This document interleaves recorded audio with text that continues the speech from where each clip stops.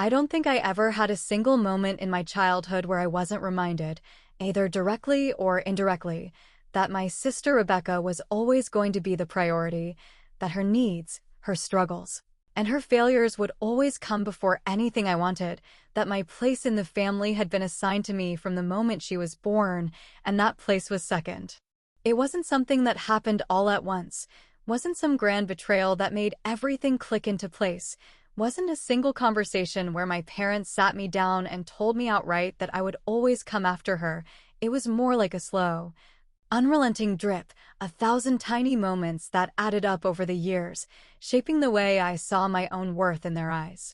When Rebecca and I were little, I was expected to share everything with her, not because it was fair, not because she didn't have enough, but because, in my parents' words, she's younger, and she doesn't understand.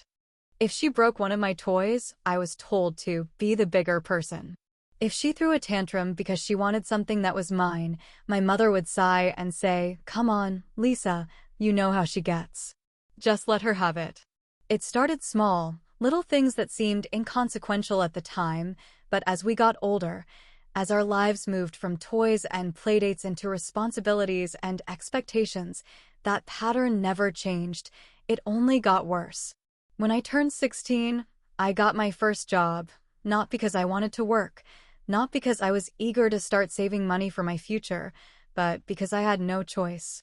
My parents had made it clear early on that if I wanted anything beyond the bare minimum, I would have to earn it myself, so I worked weekends, picked up shifts after school, saved every dollar I could just to have a little bit of independence. But when Rebecca turned 16, she didn't have to work, didn't have to save, didn't have to worry about anything because my parents bought her a car, handed her a credit card, and told her to just focus on school. When it was time for college, I applied for scholarships, took out loans, and juggled 2 part-time jobs just to keep up with tuition and rent, knowing that if I didn't figure it out myself, no one was going to step in and help me. Meanwhile, Rebecca went to an expensive university fully paid for by my parents, lived in a beautiful off-campus apartment that they covered entirely, and never had to worry about a single bill because, as my mother always put it, "Rebecca isn't as strong as you, Lisa. She needs more support." That was always the excuse, the justification, the reasoning behind every choice they made, the unshakable belief that I didn't need as much because I could handle it, that Rebecca, fragile and delicate and incapable of facing reality, had to be protected at all costs. It didn't matter that I struggled, didn't matter that I was exhausted, didn't matter that I spent years feeling like I was barely keeping my head above water while she lived without a single worry. I was capable, and that meant I was on my own. By the time we were adults, it had become so ingrained in me that I stopped questioning it. Hi guys, sorry to interrupt your viewing, but please subscribe to the channel and like this video. Thank you. Stopped hoping for anything different, stopped expecting them to ever see me as someone who needed care, attention, or even basic respect. When Rebecca couldn't make rent, my parents covered it. When she crashed her car, they replaced it. When she racked up credit card debt buying things she didn't need, they paid it off without hesitation. And when I was struggling to pay for a medical bill after an unexpected emergency, my mother sighed and said, "I wish we could help, honey, but things are tight right now. I'm sure you'll figure it out." I had long accepted that Rebecca would always come first in their eyes, that no matter how much I achieved, no matter how responsible I was, no matter how many times I proved my worth, I would never be the child they worried about, the one they made sacrifices for, the one they protected. But even after years of knowing exactly where I stood, even after a lifetime of being pushed to the side, nothing could have prepared me for the moment when they looked me in the eyes, smiled like they were doing me a favor, and told me that they were stealing from me on my wedding day. Because that was the moment I realized that they had never respected me at all. And that was the moment I decided that I was done letting them take from me. Have you ever had to fight for scraps while your sibling got everything handed to them? Because this was the last time I was ever going to let it happen. Looking back, I should have seen it coming, should have noticed the little signs, should have realized that my parents were never going to let me have this one moment without somehow making it about Rebecca. without twisting it into something that benefited them at my expense, without finding a way to remind me that I was nothing more than an afterthought in their world.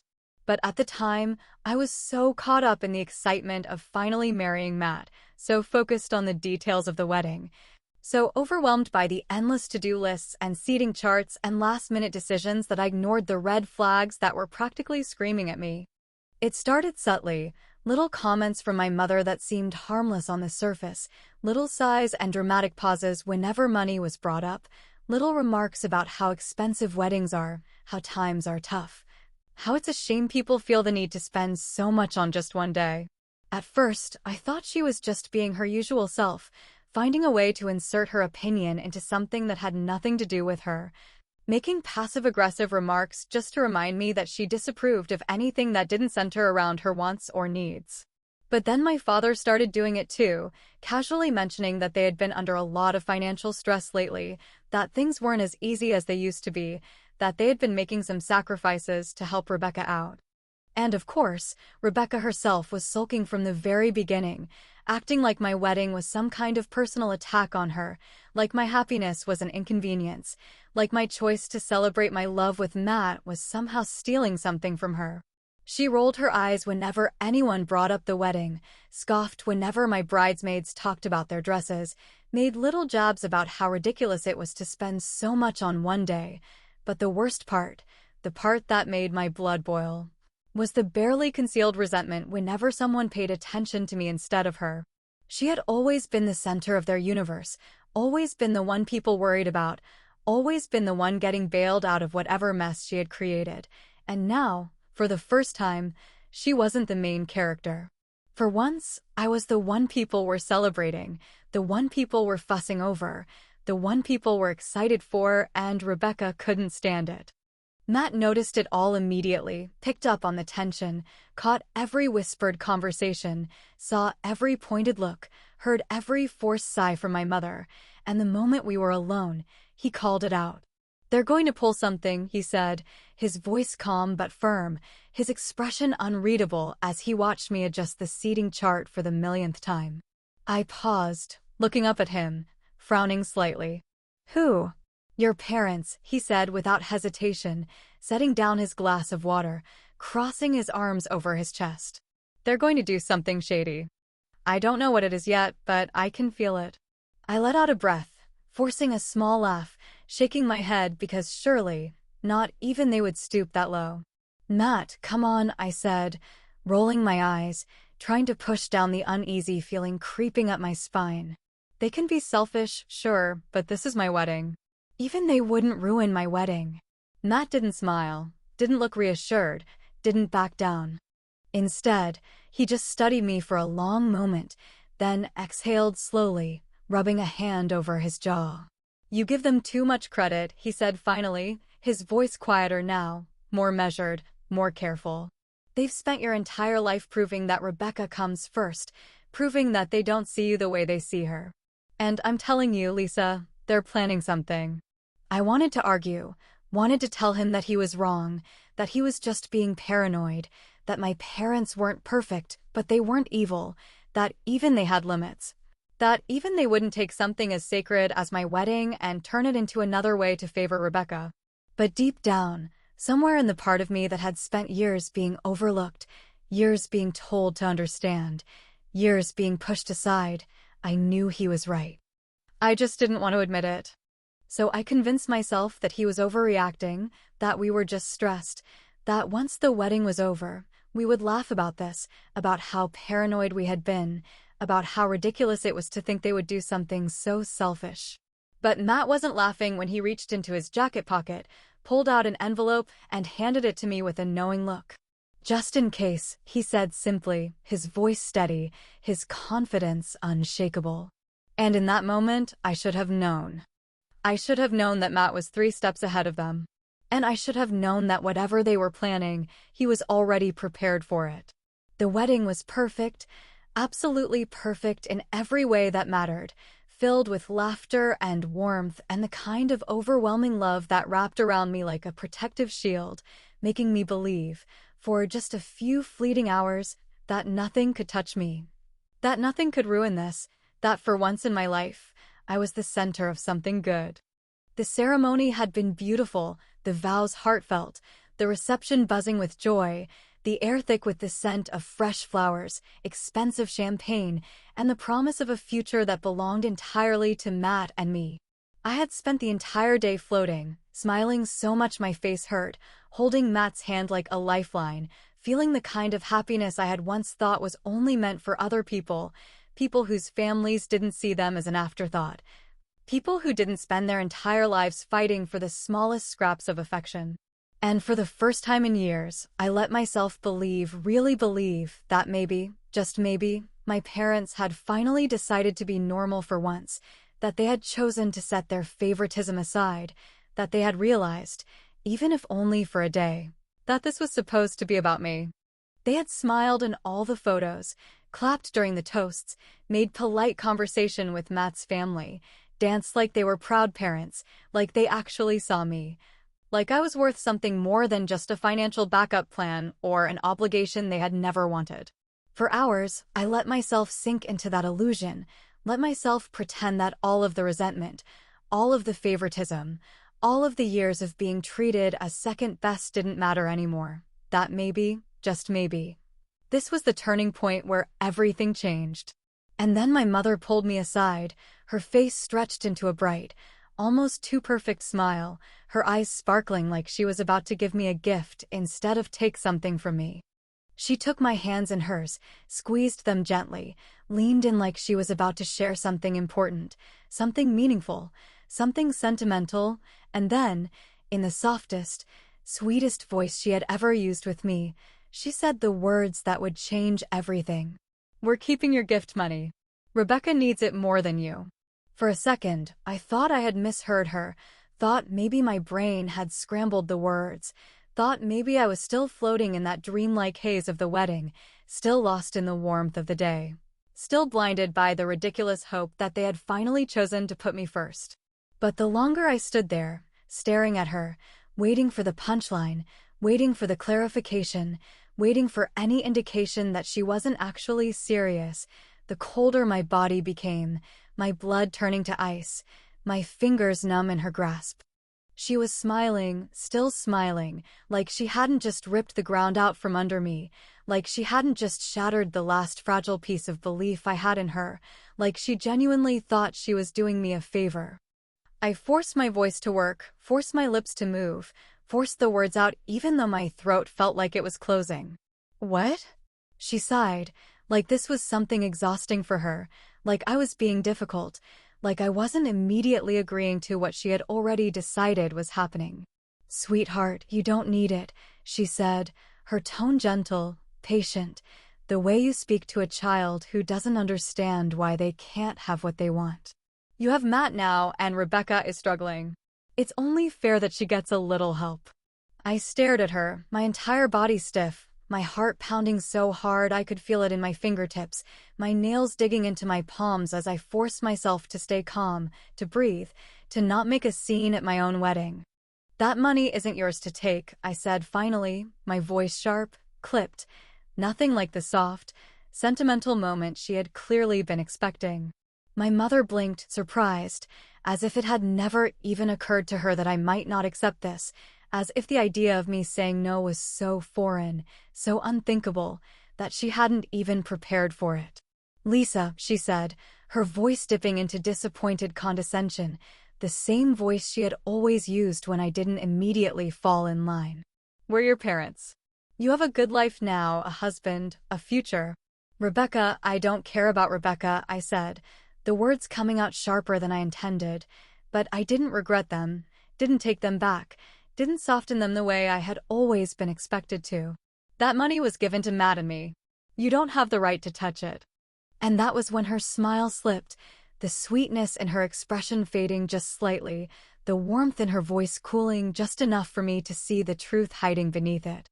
"Oh, sweetheart," she said, shaking her head, her voice still dripping with fake concern, still pretending like she wasn't doing something deeply, horribly wrong. "This is family. And in this family, we help each other." And that was when I finally understood.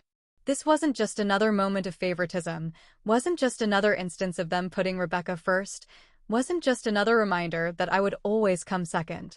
No, this was the ultimate confirmation that they had never once seen me as my own person, as someone with boundaries, as someone who deserved even basic respect. And before I could even process it, before I could even begin to figure out how to respond, before I could even make sense of the betrayal sitting heavy in my chest, I heard a short, sharp laugh from behind me. I turned just in time to see Matt shake his head, amused, almost entertained, like he had been waiting for this exact moment to happen. He reached into his jacket pocket, pulled out an envelope, held it between two fingers like it was a winning hand in a game that my parents had never even realized they were playing. And then he smiled, slow and knowing, and said the words that would change everything. Good thing we planned for this. The tension in the air was thick enough to choke on, the kind of silence that crackled with something sharp, something waiting to explode, something that sent a shiver down my spine because I knew this was the moment everything changed. My mother was still smiling, still holding on to that last sliver of confidence, still looking at me like she expected me to just nod and accept it, like I was supposed to simply hand over my wedding gift money and thank her for the privilege of giving it to Rebecca.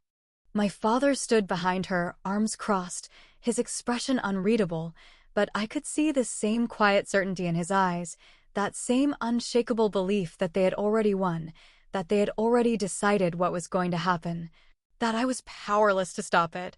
But then Matt laughed. It wasn't an awkward laugh, wasn't the nervous kind of chuckle that people give when they don't know how to react. It was calm, steady, amused, the kind of laugh that sent a shiver of unease through the room because it didn't belong in a moment like this. My mother's smile faltered just slightly, her fingers twitching around mine, her eyes flicking toward Matt like she was just now realizing that he had been quiet for too long, that he had been watching this unfold with far too much patience, that maybe, just maybe, he wasn't as easy to manipulate as she had assumed.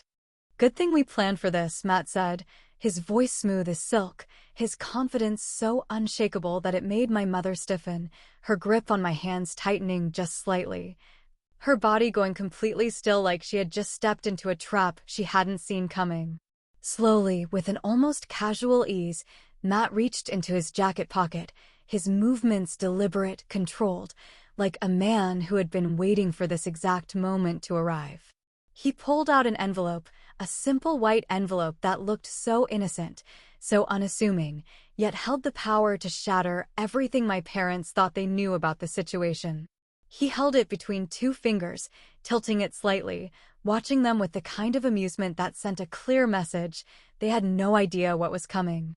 My mother blinked, confusion flashing across her face, her lips parting slightly as she looked between the envelope and Matt, trying to piece together what was happening, trying to figure out why he looked so damn sure of himself, trying to understand why this wasn't going the way she had imagined it would. "What's that?" she asked, her voice just a little too forced, just a little too controlled, just a little too uncertain. Matt smiled, small and knowing, and extended the envelope toward her. "Go ahead," he said, his tone light, almost teasing, like he was enjoying this more than he should have been, like he had been waiting for this exact moment to unfold. "Open it." She hesitated, just for a second, her fingers hovering over the envelope, her eyes darting toward my father, searching for some kind of silent reassurance, some kind of signal that told her everything was still under control. But my father said nothing, didn't move, didn't react, just stared at Matt with narrowed eyes, his jaw tight, his posture rigid, the first flicker of unease creeping into his expression like he had finally realized that something wasn't right. Slowly, my mother opened the envelope, her movements careful, precise, as if she thought the contents might burn her fingers the second she touched them. She pulled out the papers inside, unfolded them, scanned the first few lines, and then her entire body went still. I watched as the color drained from her face, her mouth parting slightly, her breath catching in her throat, her fingers tightening around the papers like she needed to physically hold onto something, like she needed an anchor to stop the ground from shifting beneath her feet. My father stepped closer, reaching for the papers, his eyes darting over the words, his expression darkening with every passing second, his jaw clenching so tightly that I could see the muscles in his neck strain against the weight of whatever he was reading. "What the hell is this?" he finally said, his voice low, sharp, filled with something that sounded dangerously close to panic. Matt leaned back slightly, completely at ease, his arm draped casually around my waist, his confidence so effortless that it made my mother's hands shake as she held the papers, her lips pressing into a thin, bloodless line.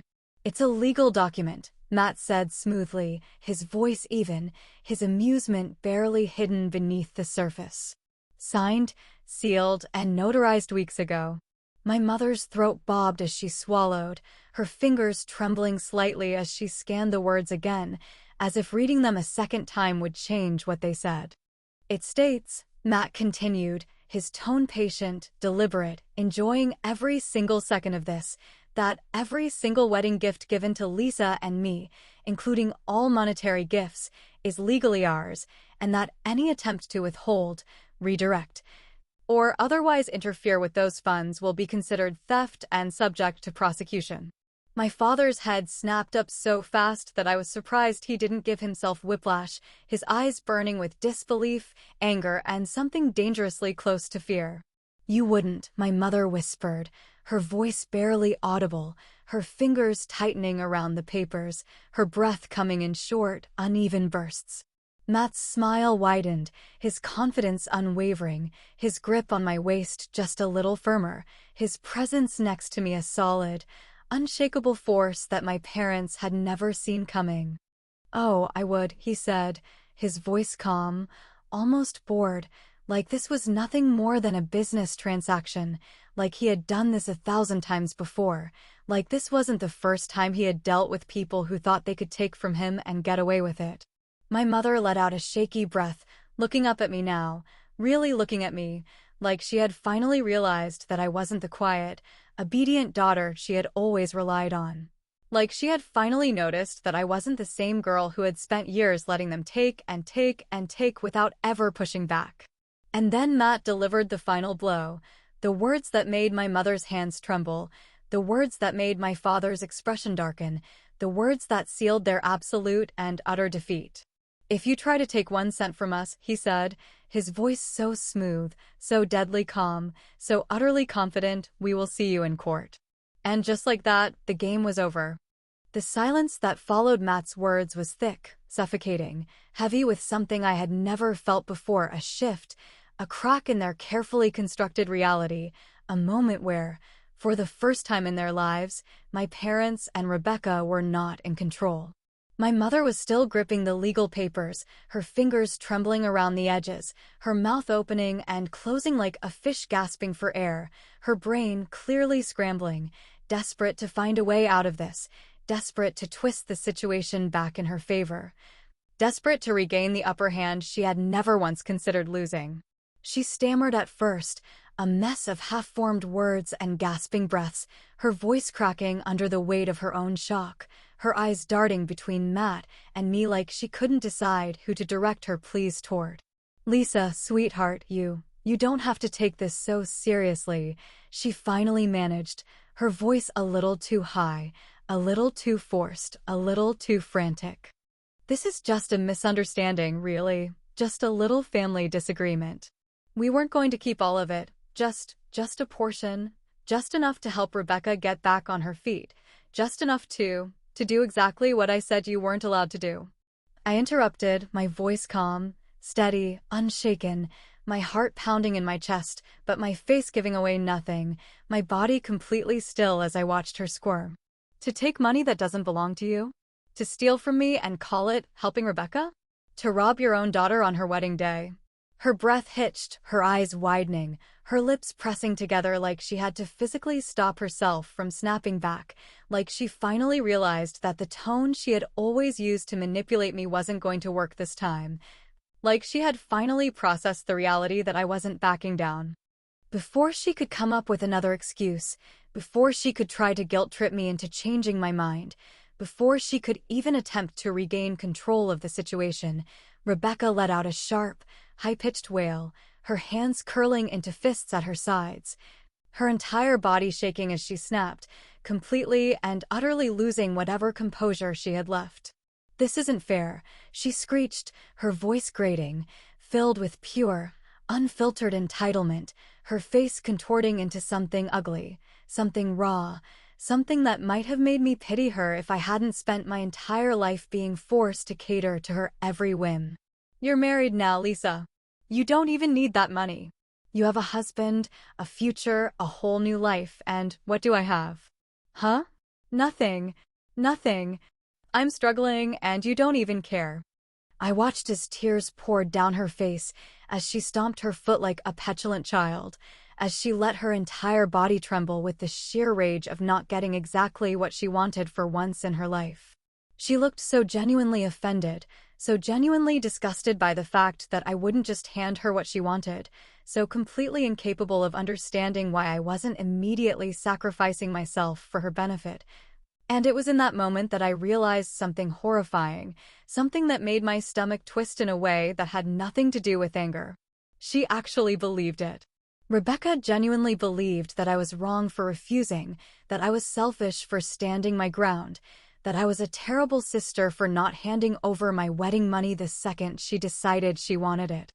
She wasn't just throwing a tantrum, she was genuinely, truly convinced that she had a right to my things, that she had a right to everything I had worked for, that she had a right to whatever she wanted, whenever she wanted it. Simply because that's the way it had always been. And that realization hit harder than anything else that had happened that night. I had spent my whole life thinking that maybe one day she would change, that maybe one day she would wake up and realize that she wasn't the center of the universe, that she would take responsibility for her own life.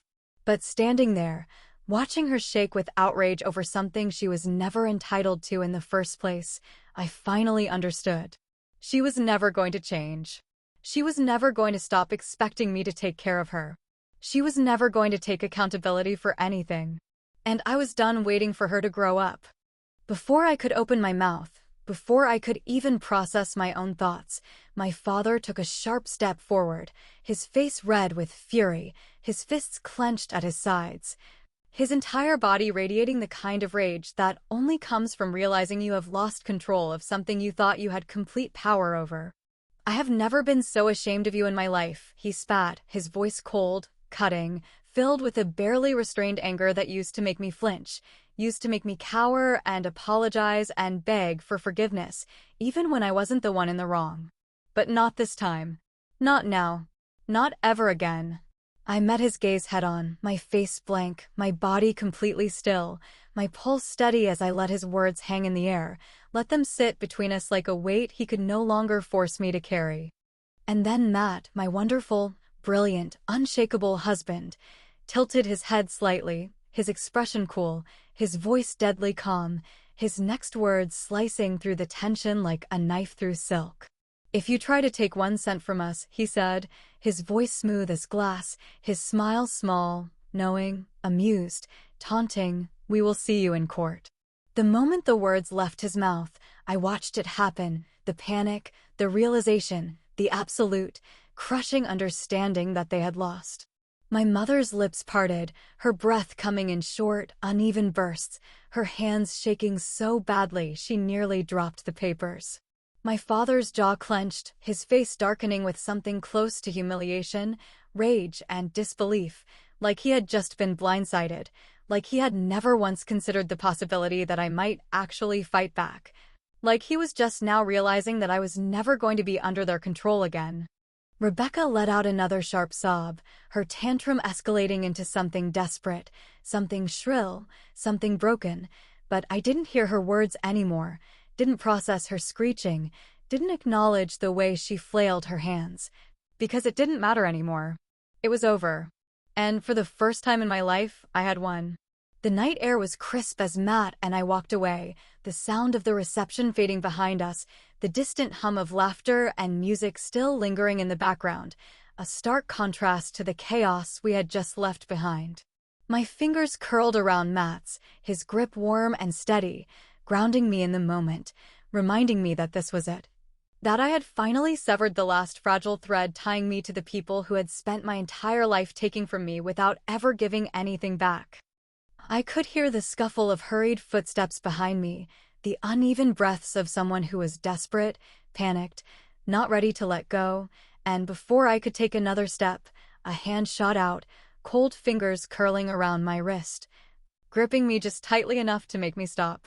Lisa, my mother's voice was trembling, her grip firm but unsteady, her nails digging slightly into my skin as if she thought she could physically hold me in place.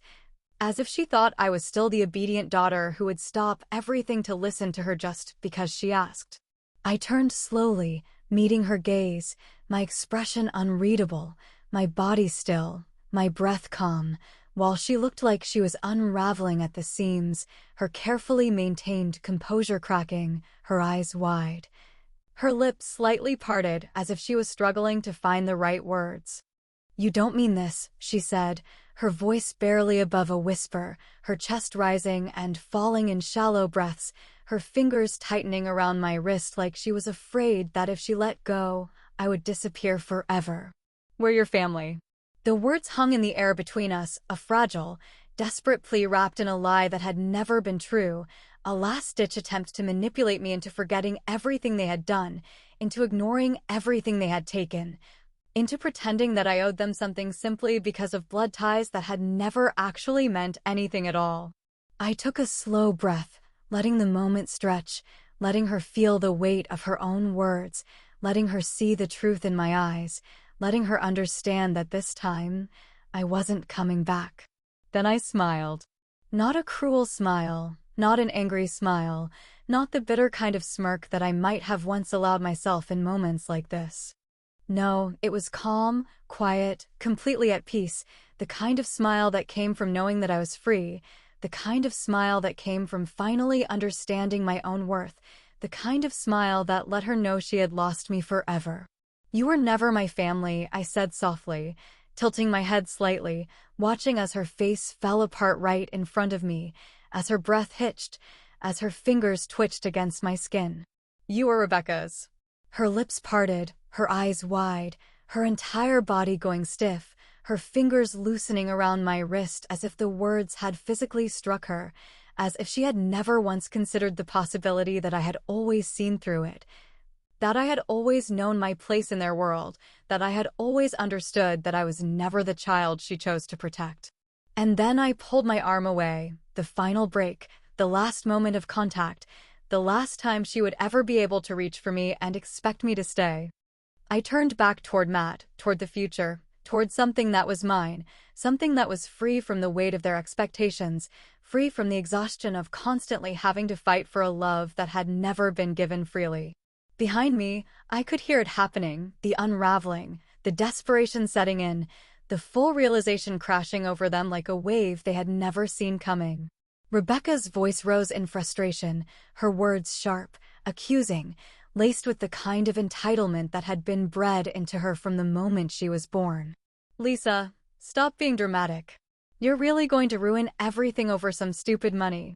My mother shushed her harshly, her voice frantic, trying to smooth things over, trying to patch the holes in a ship that had already sunk, trying to regain the control she had lost the moment I had chosen to walk away.